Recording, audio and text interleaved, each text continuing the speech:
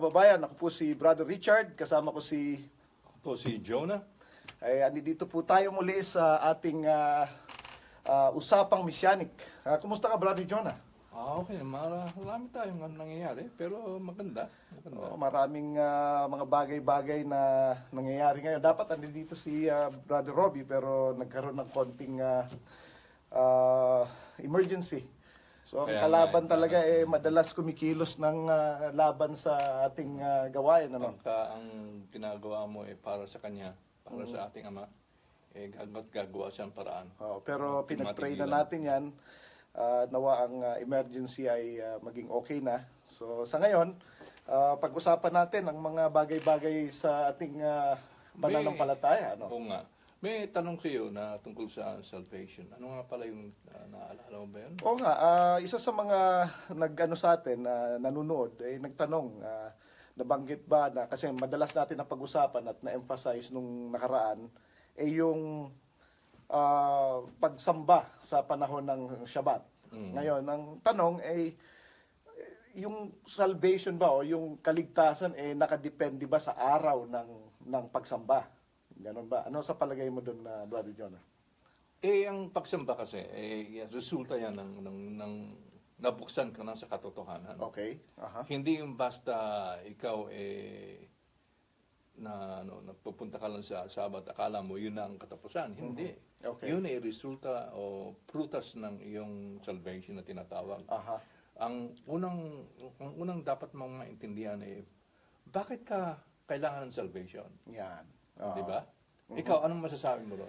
Well, unang-una, siyempre, dahil tayo makasalanan. Ayon sa Biblia, lahat ng makasalanan, ang kabayaran ng kasalanan ay kamatayan. So, again, physical yan, saka spiritual. No?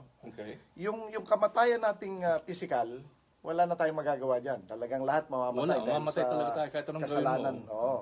Pero ang pag-asa na lang natin, yung spiritual. Okay. Maliligtas tayo spiritual at actually may magandang balita ron. Kasi nangako din ng Panginoon na lahat ng mga naniniwala sa Kanya ay Kanyang ibabangon na muli. Yun ang tinatawag na first resurrection. Diba? First resurrection. Kasi ang patutunguhan mo, yung tinatawag sa Hebrew na olam haba. Ang buhay na walang hanggan. Buhay na walang hanggan. Pero paano natin, ang tanong doon, paano natin makakarating sa buhay na walang hanggan? Dahil unang-una, anong mga kailangan na para maintindihan natin na ito ang pangailangan ng ng ating paniniwala pagsamba sa Panginoon Diyos. Yun nga. Kasi ang nangyari, iba-ibang relihiyon, iba-ibang mga sinasabi, maski ang mga kapwa nating Kristiyano, mga kapatiran natin. Ano? Pag nag-pray ka lang, pray to receive Jesus Christ, okay na. Okay na. Ang problema, nakikita natin doon na dapat pag nag-pray tayo, tatanggapin natin Panginoong Yeshua bilang sariling Panginoon at tagapagligtas. Okay. Pero Panginoon na hindi sinusunod ang kanyang mga kautusan. Yun ang problema ron. Ano? So ngayon, ang tanong doon, pag ikaw ba'y sumasamba ng Shabbat, ligtas ka na? Hindi rin eh. Kasi ang makakapagligtas lang sa atin, ang Panginoong Yeshua lang. Siya lang ang unang daan eh. Siya lang ang tanging daan actually. Okay. Siya ang una at tanging daan, katotohanan at ang buhay. Walang makakapunta sa Panginoong Ama kundi sa pamamagitan niya. Kasi sinabi niya kaagad repent. Ang ibig sabihin nun, Paano bang repentance? Ano ba yung repent from what? Diba? Anong confession na tinatawag? Ayan. Dalawang bagay yan eh. Isang confession, isang repentance. Ano ba yung confession? Sa Greek word, yung ginamit nilang confession ay homolegeo. Okay. Homolegeo. It's a compound. Dalawang salitang Griego yun na pinagsama. Yung homo, ibig sabihin, pareho. Ito diba? pa ang legeo, logos, ay salita. So pareho ng salita. Ibig sabihin, pareho ng salita ng Diyos. Pero maidagdag ko ron. Kasi ang pag binabasa natin ng Biblia, ang tingin natin ngayon sa ngayong parang panahon. Samantalang yun biglang na-translate yun sa Griego. Samantalang ang kultura ni Yeshua ay Hebrew, Jew. So ang ating paningin lagi Yung sa nilang- panahon natin sa ngayon, panahon natin. at kultura natin At ngayon. kultura natin. Yan ang Samantalang problema. napakalayo. Oo. 2,000 taon nakadaan. Yeah. Samantalang, ano ba talagang ibig sabihin sa pananaw ng isang Hebreo ang confession o Yan. tinatawag na repentance? Yan. Yun ang ano ron. Kasi paano ka magre-repent, paano ka magbabago o manlulumo sa isang bagay na hindi mo alam. Okay. So kailangan yung confession o yung homologeo, dapat ibig sabihin sumasang-ayon ka sa salita ng Diyos, sa salita ng Panginoon, na ang kasalanan ay kasalanan. Di ba? Ano bang kasalanan? What is sin? Di ba? Ano bang sabi sa 1 John 5:4? 1 John 3:4. 3:4. Yeah, sorry. 1 John 3:4 pala. Yun yung mga commandments, ang ibig sabihin For sin is transgression of the law. Right? Transgression of the Torah. Ano ba violation of the commandments of Yan, God. So ano ba ang commandments of So God? ibig sabihin hindi mo ginawa o kinontra mo ang utos ng Panginoon. Yan kaya ka nagkaroon ng kasalanan. Kaya nagkakaroon ng utos ng Panginoon hindi para sa sa kagustuhan niya. Okay. Ang kagustuhan niya ay yung mapabuti ka. Yan, Hindi pwedeng parang parang traffic yan Di ba? Yeah. Ang daan. Yeah, okay. Ito ang daan. Pero gusto mo sumaliwa sa daan. Siyempre mahuhulog ka kung saan ka mahuhulog. Yun ang problema ron. Ang daan itong utos Okay. Itong utos kasi ang tao dahil makasalanan siya, lagi na lang mali ang kanyang pinapatunguhan. Yan. Mas masarap yung kasalanan Yun ang problema ron. Dahil Di ba? yung kung ano daw ang bawal, yun ang masarap. Yun ang masarap Ang problema, malamang, ito pa ang disgrasya abutin. Ito pa ang isang nakikita gusto ng mga tao, kaya okay, sasamba ko. Pero magiging maganda ba ang buhay ko? Yan lagi kagad ano yung what is it for me? Ano yung para sa akin? Para sa akin. What is it for me? Hindi ganun di ba? Hindi ganun Dapat kung ano yung kagustuhan ng Panginoon. Yun ang susundin natin. Yan. So ang unang requirement niya, repent. Yan ang unang sinabi, repentance. Una, kailangan sang-ayon ka sa salita ng Panginoon. Okay. Ngayon malalaman mo, kailangan ko palang sundin ang mga utos ng Panginoon. Pero paano ba kung magre-repent ang isang tao? Kailangan mo munang matutunan kung ano yung salita ng Panginoon. Saan ka magre-repent? Anong kung ako'y makasalanan, paano ba ako naging makasalanan? Paano ang ibig sabihin nun? Paano ko malalaman kung ano makasalanan ko? Kailangan meron munang magtuturo. May magsasabi, alam mo ba na dapat sinusunod mo ang utos ng Panginoon? Ngayon, pag sinabi mong hindi na dapat gawin yung mga utos ng Panginoon, yan Torah na yan, wala na yan. So ibig sabihin hindi ka nag-confess. Wala kang homologeo, right? Ito ngayon, kung wala na ang utos ng Panginoon, kung tapos na yan. Okay. Anong sinasabi niya? Babalik tayo sa sinasabi ko nung una na napag-usapan natin in John 12:44 verse 250. Samantalang sinabi niya, His command, the Father's commandments are eternal life. So, pag panghabang buhay yun, panghabang buhay. Pag tinanggal mo Panginoon. yung commandments, ano yung yung habang Wala buhay na. na? O yung olam haba na tinatawag natin. Wala na. Paano natin patutunguhin yun kung wala na ito? Yan. Sino ngayon ang nanluloko sa atin? Yan ang problema. Saka kaninong batas ngayon ang susundin natin? Ayan, Batas ngayon, ang gagawin ng tao, gagawa siya ng sarili ng batas. Yan, mga bawal ng ganito, bawal lang nakapalda, o hindi. Yung lalaki, bawal lang nakapalda ng lalaki, di ba? Yung iba, bawal na magpantalon, ganon. So may sariling batas na hindi naman yun ang bawal manood ng sine, mga ganon. Maraming bawal. Maraming bawal. Pero wala naman yung nakalagay sa Biblia. Bawal mali. Hindi, unahin natin ang 10 utos muna. Unahin natin ang 10 utos. Ano ba talaga 10 utos? Yung 10 utos. Nakalagay sa Thou shalt not have any other gods. Exodus 20. Dapat walang ibang Diyos-Diyosan. Thou shalt not have Tapos, any huwag kang gagawa ng mga imahen. Gagawang imahen. At sambahin ito. Thou shalt not take the Huwag mong dadalhin ang pangalan ng Panginoon sa walang katuturan. Ngayon, babalik tayo ngayon sa Babalik tayo ngayon sa remember the Sabbath day to keep it holy. Pang-apat yun. Pang-apat. Lalahanin mo ang Shabbat at gawin mo itong banal. Ang ngayon, ang ibig sabihin ng banal ngayon, sa totoo lang, maraming tinatawag na nalilito. Yan, nalilito. Nalilito sa tawag na banal. Okay. Ang ibig sabihin, sa Hebreo kasi, ibang pananaw kasi natin. Ang Hebreo, ang ibig sabihin nun, set apart.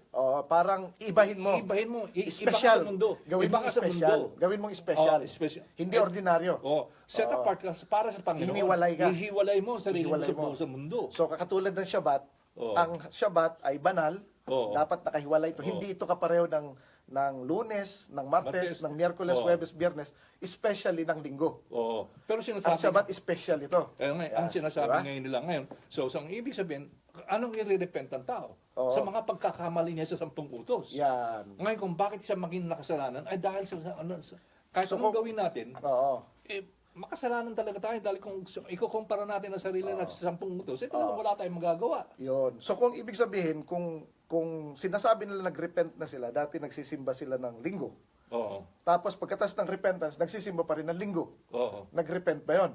Ay, yun nga. So hindi siya kaparehas ang ayon sa salita ng Panginoon. Diba? Pero ngayon mabalik tayo ron, hindi po ang pagsimba o pagsamba ng Shabbat ang kaligtasan. Kaya po tayo sumasamba ng Shabbat kasi naligtas na tayo. After the fact na Yan ang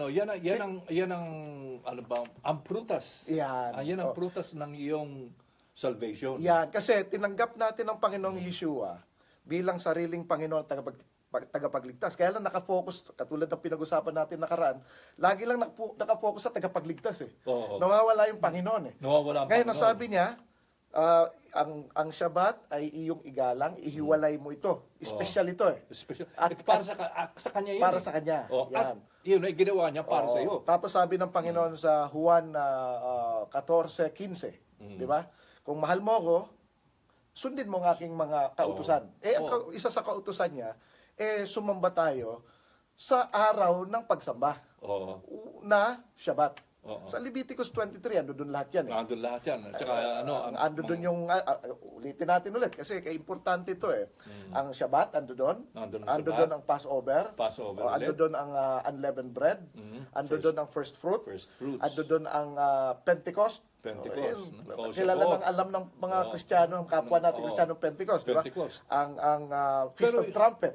Kasi ito yung blessed hope na ako as a Baptist, alam mo ito, na yung pag may trumpet na, yun na yun. Ang problema nga, iba ang trumpet ng pananaw nila . Iba ang tunog ng trumpet sa Hebreo. Yun nga . Kasi ng shofar yan.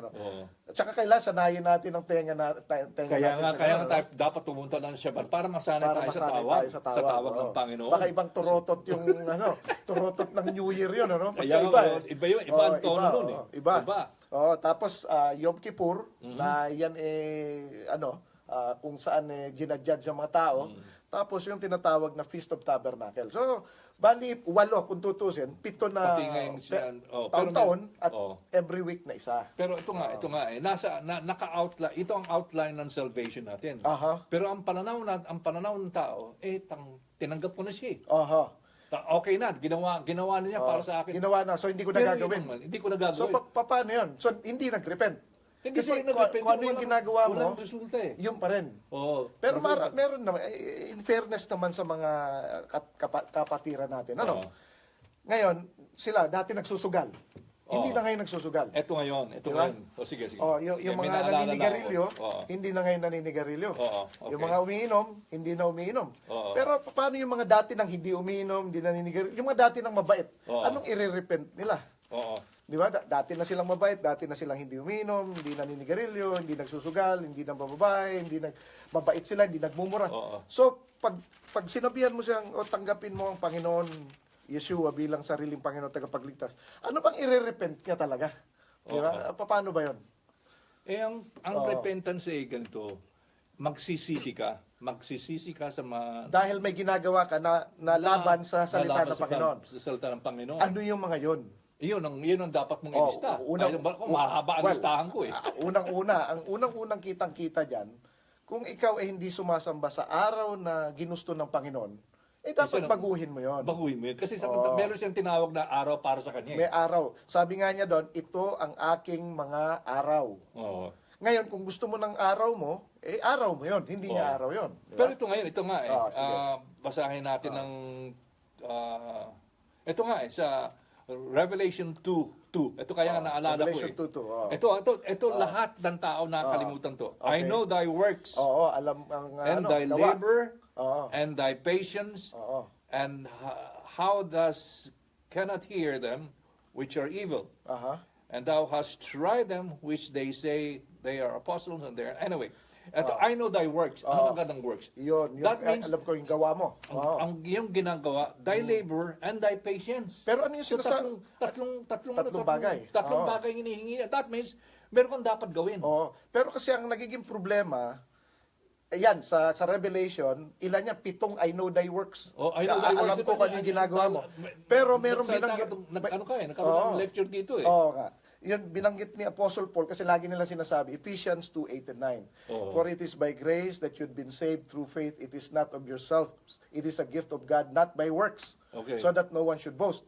So, ngayon, isang verse ni Paul, Oo. laban Ayun na. sa 7 na kagad dito pa lang eh. I know Oo. your works. So, kung hindi by works, Oo. paano ang judgment ba ng ganun? Paano ba? Kung hindi... Anong base ng judgment para sa iyo? Yan, Anong ibabase niya? oo. Gagamitin ba niya ang New Testament? Oo. Salita ni Paul o salita ni Yan, oo. ni Yeshua? Yan, oo. Anong babasehan niya? Samantala ang si Yeshua ang nagbigay ng batas. Yan ay mapapatunayan natin. Yan, Pero oo. mahabang salaysayan pa yan. Yan, oo. Pupunta muna tayo sa dito sa Revelation Pero 2:2. ang ano kasi, ang isang bagay kasi na nakakaligtaan ng ating mga kapatiran Oo. Yung verse 10 ng Yung Ephesians nga, 2:10. babalik tayo nga doon. Pakibasa nga Brother John. Sa, Yung, Ephesians 2:10, no? Oo. Ephesians 2:10. Tingnan natin kung sinong ano sinasabi doon. Sino yung mauna? Contest ito. Ano? So, Ephesians chapter 2 verse 10. nakuha na. Ephesians 2 verse 10. Ito na. Sabi niya, ito 9 and 10, for it is by grace you've been saved through faith, not of yourself, it is a gift of God, not by works. Uh-huh. So that no one should boast. For we are God's workmanship. Tayo yung gawa ng Panginoon, created in Messiah Yeshua, na ginawa sa Panginoong Yeshua, sa to images or to whatever. devote ourselves to good works. Balik tayo ron. Oh, Babalik tayo dito sa Revelation. yeah, which God has designed for us. So, ang sinasabi rito, may dalawang bagay dito, isang work, saka isang good work. Again, naalala mo yung message mo about idiomatic expression. Expression, yes. Oo. Yung idiomatic expression ng good work Yan ay pa. Torah. Ito yung salita ng Panginoon. Yung Babalik work, tayo sa yung works. ay sarili mong gawa. Sarili mong gawa. Kunwari, okay. Pagsunod sa mga utos niya. Bigyan natin ng halimbawa, yung work na sinasabi, hindi na ikaw magsusugal, hindi na ikaw maninigarilyo, magpapakabait ka na. Yun ang by works mo. Wala namang nakalagay sa Biblia na bawal manigarilyo. Oo. Di ba? Bawal magsugal. Nasa iyo yun eh. Yun sa iyo yun eh. Pero masama talaga yun. Pero hindi yun ang sinasabi ng Panginoon. Hindi Ang sinasabi niya, tayo kay ginawa sa kay Messiah Yeshua nung unang panahon pa na para gumawa ng mga mabubuting gawa. Ano ba yung mabuting gawa? Yung kanyang commandments. Kanyang mga utos. So, yun ang susundin natin, yung mga kautusan niya. Oo. Sabi nga nila, ito lahat ginagawa ko na lahat. Pero kung ano man ang ginagawa mo, pero hindi mo naman ginagawa ang kautusan ng Panginoon. Halimbawa, 6 na araw, sumasamba ka sa Panginoon. Maliban lang siya Shabbat. Katanggap-tanggap ba ng Panginoon yun? Siyempre, hindi. Hindi. Di ba? Kasi lahat ginawa mo nang gusto mo. Yan ang works. Pero kapag nagtrabaho ka ng 6 na araw at in-honor mo at ikaw ay sinamba mo siya on the Shabbat, isang araw lang. Yun ang good works.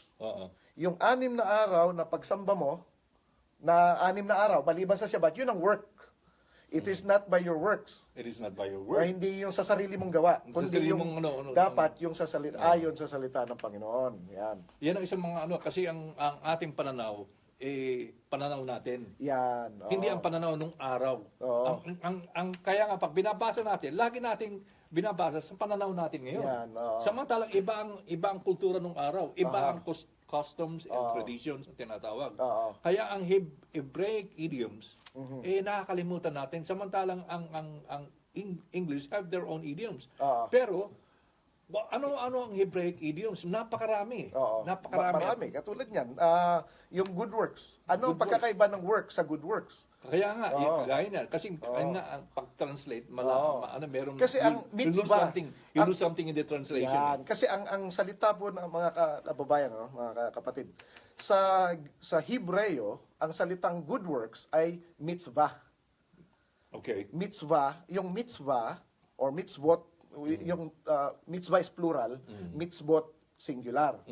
Ang ibig po sabihin niyan, good works. Pero ang mitzvot din, or mitzvah, nire-refer din sa mga specific commandments, o yung mga commandments. Pag sinabing gawin mo ang mga mitzvah, ibig sabihin gawin mo ang mga commandments. So ang commandments, mitzvah, at good works ay iisa po yan. At iisa lang. Iisa lang ibig sabihin yan. At ang outline po yung Shabbat, yan, Passover, yan, which is the annual feast, yan, Passover, unleavened bread, first fruit, Pentecost na tinatawag mo, Shavuot, Yom Teruah, yung Feast of Trumpet ang Yom Teruah. Yom Teruah, Yom Kippur, yan, Feast of Tabernacle, at saka meron tayong nakalimutan, Shemini Atzel, pero saka natin pag-usapan yun. Marami pero, pa yan eh. Kaya lang apat, kaya ang outline na ito, ang first coming niya, ay nasa saan? Passover? Doon siya namatay. Doon siya namatay. Doon siya namatay. Tapos you have the unleavened bread. Bakit may unleavened bread? Yan, mahaba po yan sa kung bakit. Kaya lang i-apply natin sa kanila. Diyan yun yung nilibing siya eh. Nilibing siya. Ngayon, you have the first fruit ng pagbangon niya. Pagbangon niya. Ngayon, yung Shavuot, pagbibigay ng Holy Spirit o yung Ruach HaKodesh. Yan, saka pagbibigay ng batas, ng kanyang Torah, ng instructions niya. Kaya nga. So, yung apat na yun na-fulfill na. Pero ang may hindi tatlo pa. May tatlo pa darating. Yun yung tinatawag na fall feast. Yan ngayon ang tinatawag na last trump na tinatawag sa Revelation. Yan ang maganda dyan. Ngayon, kung hindi alam ng mga Kristiyano, ako anong tinatawag na last trump, o yung kung anong gagamitin na pagtawag sa mga naniniwala sa kanila, ano yung tunog na yun? Yan. Yan ang, paano malalaman nyo kung hindi ka pupunta sa Shabbat? Maraming, yun nga eh. Maraming hindi nakakaalam kasi ang kultura ng mga Hebreo na kung saan ang Panginoong Yeshua ay lumaki. Doon, wala siyang kinontra ron eh. Ito pa nga eh. Marami pa tayong hindi na dapat tayo sabihin sa kanila na si Yeshua ay tinawag na, bakit siya tinawag na rabbi? Diba? Tinawag siya na rabbi kasi ginagawa niya lahat ng rabbinic practices. Lahat ng nagawa ng mga... Sila nag-aral sila. Nag-aral sila. Sa unang edad pa lang eh, pinag-aralan ng alfabeto eh. Ang tinatawag namin Aleph-Bet. Diba? Aleph-Bet. Aleph ang simula, yung parang A, tapos yung bet naman, kasi parang alphabet eh. Parang gano'n eh. Samantalang kasi ang nasa synagogue setting, nandun lahat ng elementary, high school, o baka tinatawag na vocation. Kaya tinatawag na shul. Shul. Yung lugar natin ngayon, ito shul to. Kasi doon galing ang word na school. Kaya kasi shul. So, mahabang kaya nababalik po tayo sa pinag-usapan namin salvation dahil malawak yan eh. Yung salvation, maulitin natin, hindi dahil sa sumasamba ka sa Shabbat, kaya ka naligtas, hindi po. Kaya ka sumasamba sa Shabbat dahil naligtas ka na. Naligtas ka na. Yun, dahil susundin mo. Prutas na yung susundin mo ngayon ang kautusan. Yan. Kasi sabi mo tinatanggap kita, Panginoong Yeshua, bilang sariling Panginoon. So, Panginoon. So, ibig sabihin, lahat ng kautusan mo, Panginoon, susundin ko. Hindi dito sa Biblia. Paano naman itong yung mga kapatiran natin, linggo na nagsisimba? Paano ito? Yan ano nang mangyayari rito? Kasi ang linggo, commandment ng tao yan. Yan ang problema ngayon. Tradisyon. Tradisyon. Tradisyon, di ba? Sabi nga ng Panginoon, forsake my commandments for the sake of your tradition. Actually, yan nga ang sabi doon. Ang version yata ni Mark o ni Luke, ni Mark, sabi niya, you nicely set aside the commandments of God for the sake of your tradition. Sinasantabi mo ng maayos naman. Hindi lang sinantabi. Kinalimutan pa. Yun. Parang naging ordinaryo na yung dapat special. Hindi mo pwedeng gawing common. Common ng hindi pwede. Kasi set apart you set apart yourself for the Lord. Yan ang diyan eh. So hindi maaring, hindi porke nagsisimba ka ng Shabbat, o yun na yung kaligtasan mo, hindi po. Sabi nga, walang ibang pangalan na inilagay sa ilalim ng langit, kundi para maligtas ang tao, kundi sa pangalan lamang ni Yeshua HaMashiach. Ni Yeshua. Si Yeshua, yan yung Hebrew name ni Jesus. Kasi ang Jesus galing sa Isus na Greek. Jesus ang tinatawag mo. Jesus. Jesus. Na ang ibig sabihin din, ang ibig sabihin ay God saves. God saves. Kasi God is Yeshua, salvation or salvation. God saves. Oo. God saves His people. Pero ang ito kasi- yun ito yung Hebrew, kung nakikita ng mga kababayan natin. Ito ang kanyang pronunciation, Ngayon, Yeshua. ito naman ang pronunciation. So, Yeshua. Oo. So, yan yung pangalan niya. Maraming nakita ito sa mga diggings. Ito ang nakita Mga sa diggings. sa mga synagogue. diggings sa synagogue. Sa synagogue. Ito pa sa Israel. Mahaba. Oo. Gusto namin pumunta sa pangalan niya. Pero yan. isa lang munang Yan. kasi mahaba rin Mahaba ito. ito. Matinding Ito lang topic ito. Paano namin mapapatunayan na si Jesucristo ang Panginoon? Sinabi ni John in John 1:1, di ba? In the beginning was the Word and the Word was His God. Ngayon, And the Word was God. meron po kaming post tungkol diyan na paano namin na i-connecta yung John 1:1 sa in the beginning God created heaven and earth. Yan. Pero kung kayo pupunta po sa site namin, makikita niyo lahat ang posting namin tungkol diyan na isa lang ang Panginoon natin. Tsaka meron akong research dito, Brother Jonah, kung yung mamarapatin.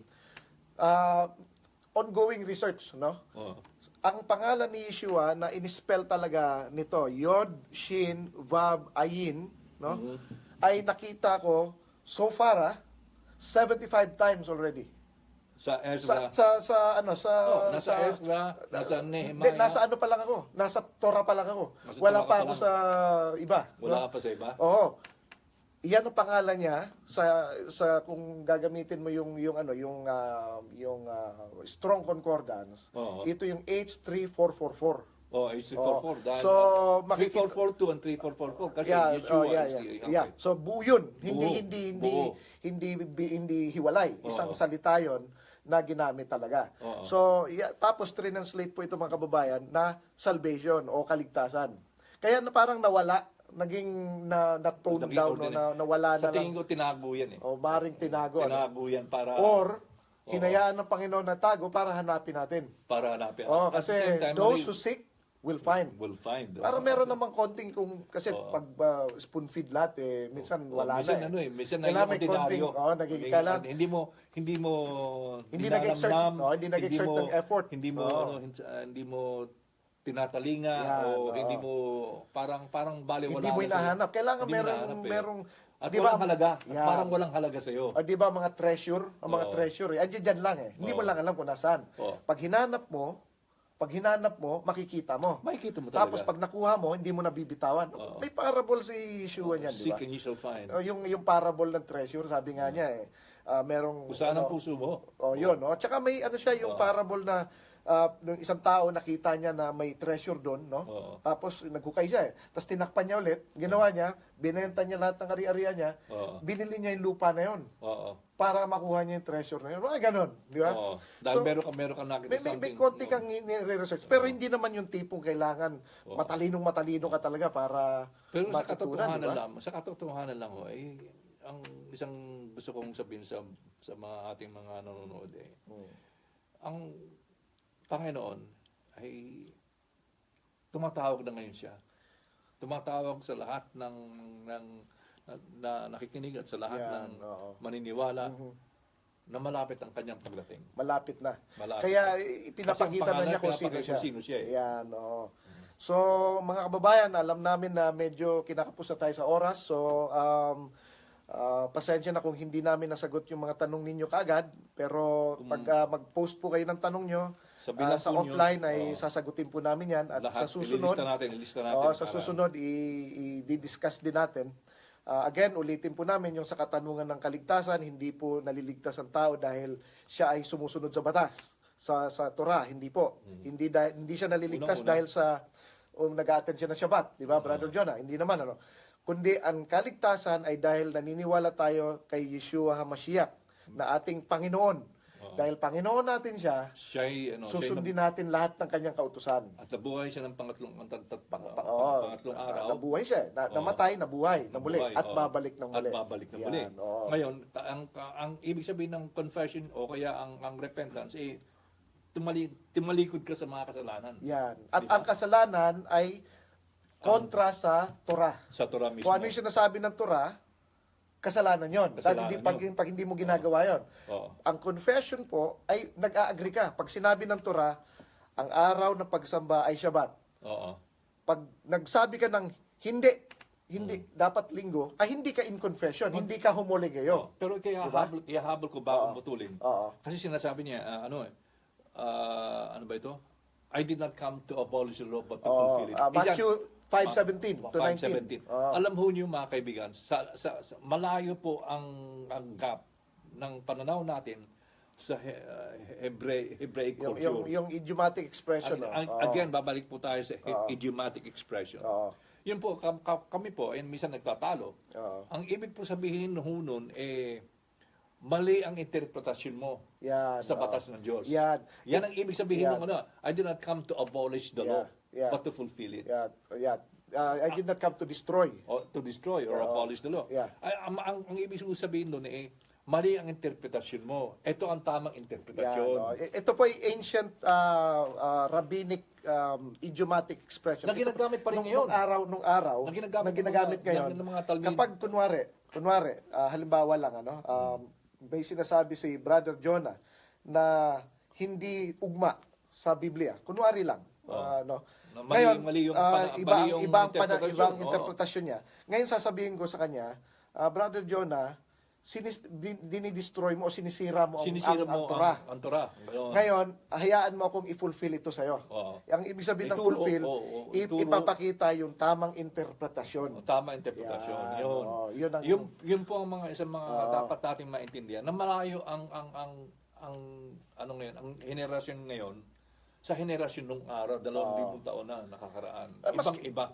Maski naman ngayon, maski sa English Di ba, mga panahon ngayon, mga bata ngayon, pagka natuwa pag may nakita silang maganda, sasabihin na, wow, you're wicked. Right. Pero nung unang panahon, pag sinabing you're wicked, napakasama mong tao. Hindi, tsaka you're cruel, you're something that parang, you need to disdain this guy or disrespect this guy. I mean, ganun din, pag sinabing you're hot, ang ibig sabihin ng araw, mainit ka. Pero may lagnat ka ba? Hindi, pero ang ibang ibig sabihin nun, Meron magandang attraction sa'yo. Ayan, parang okay na okay ka. Okay ka. Sa panahon, nagbabago. So, merong mga ginagamit na salita nung araw na iba na ang salita ngayon. Ganon din sa Tagalog maski sa Tagalog, ganon din. Ganon din ang Hebreo. So, kung hindi natin alam ang kultura nila, alamin natin. Dapat unang dapat lang ay alamin natin ang kultura. Kasi napakalayo. Yan. Okay, so alam natin medyo kapos na tayo sa oras. So, yung mga ibang katanungan, mga kapatid, ay sasagutin na lang namin offline. At yung iba naman ay dadalhin ulit namin sa next segment. Na tuwing Biyernes po tayo ng alas 11 ng gabi sa Pilipinas. At dito naman kami sa Canada, sa Toronto, Canada, ay alas 11 ng umaga. So, nawan, manalangin tayo, Brother Jonah. Ama namin na nasa langit, maraming salamat po sa pagkakataong ito na muli kaming nakapag-usap tungkol sa mga bagay-bagay, patungkol sa inyong salita. Nawa po ay inyong marapatin na ito po ay magtuloy-tuloy at nawa ay maipahayag namin ang mga salita ninyo, ang inyong instructions, ang inyong Torah, upang ang mga kapwa naming kapatiran na Pilipino na nananampalataya sa inyo ay manalig at sila rin po ay matutunan ito at sundin ang inyong mga kautusan. Muli po namin kayo pinupuri at pinapasalamatan sa ngalan ng Panginoong Yeshua HaMashiach, ang aming Panginoon at tagapagligtas. Amen. Amen. Okay, salamat po mga kababayan.